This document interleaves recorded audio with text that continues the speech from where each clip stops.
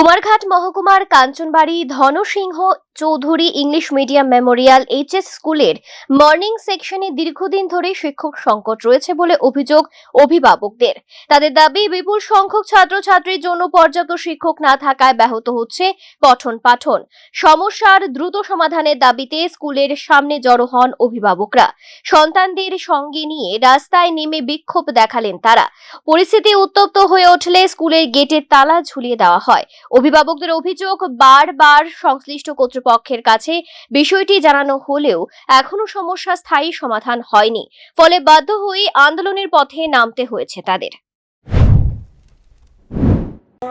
হঠাৎ করে দেখি বাচ্চা প্রেয়ার আমরা দস্তুর মতো করেছি, করার পর দেখলাম হঠাৎ করে গার্জিয়ানগুলা বাচ্চাদের নিয়ে বাড়িয়ে তোলে। কী হলো ওনারা বলেন কিচ্ছু না, আপনারা থাকেন বলে ওনাদের বাচ্চাদেরকে নিয়ে বাইরে চলে গেলেন। তারপর হঠাৎ দেখি সবগুলি গেইটে ওরা তালা মারছে। কি বাইরে গিয়ে বললো, ম্যাডাম আপনাদের কোনো সমস্যা হবে না, আপনারা কিছুক্ষণ বন্দি থাকুন আমাদের school.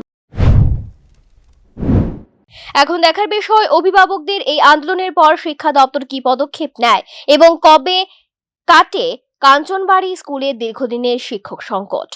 Bureau report, news now.